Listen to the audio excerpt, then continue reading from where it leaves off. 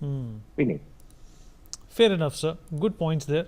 Let me also bring in Group Captain Tapesh Chaudhary, former Indian Air Force officer, defense expert, into this conversation. Group Captain Chaudhary, we are obviously entering a new paradigm of conflict with Pakistan now. It's a state policy that terrorism will be construed as an act of war. In terms of our readiness, India has already shown the enemy what we can do and what they can't. But when it comes to taking up this warfare and this narrative and this paradigm doctrine to the next level, what more do we need to do in terms of Atmanirbharta?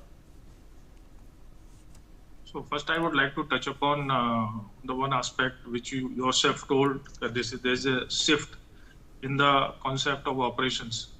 The capability comes with the technology. So if you see the previous wars or the recent wars, it was basically concentrated on large scale of damages.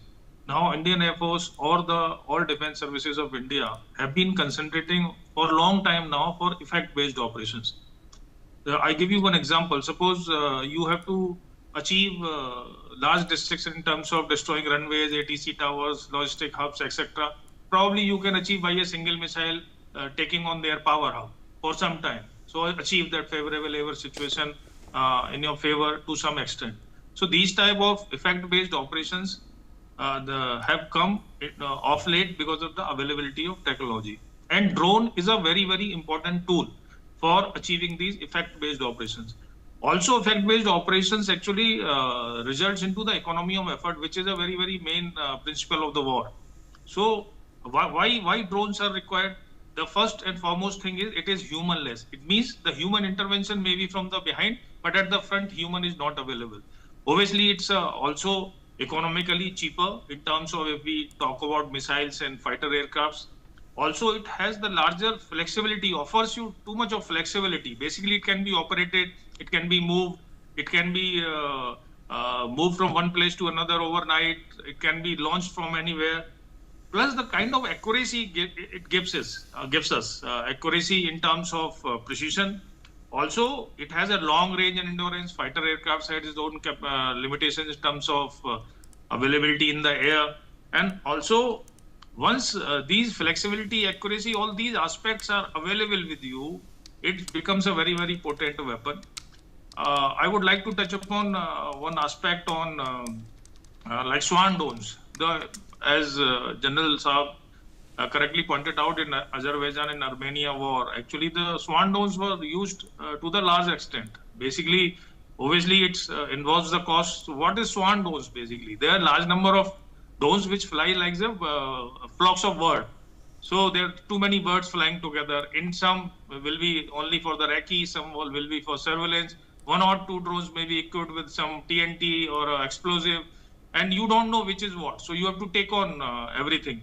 So probably the Armenia did carry out a lot of lessons because of this. Lot of corruption charges in defense ministry, except their defense minister in the jail as of now.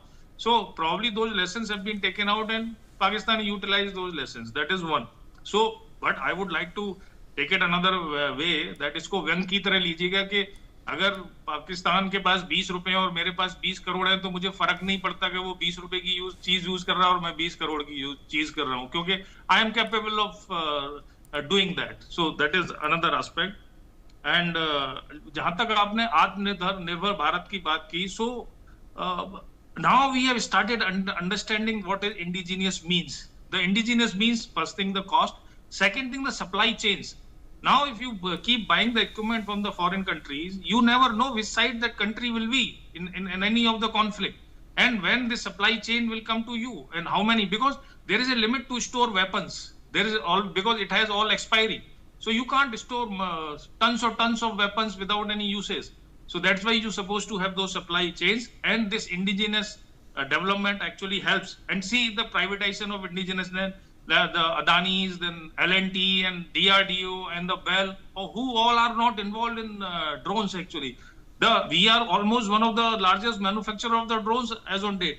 The lot of orders are going to the private agencies. And DRDO, Bell has also tied up for developing heavy drones and etc. So there is definitely a shift. in terms of weaponry and the effect-based operations, and this drone will be the mainstay of the future conflicts and also towards Pakistan.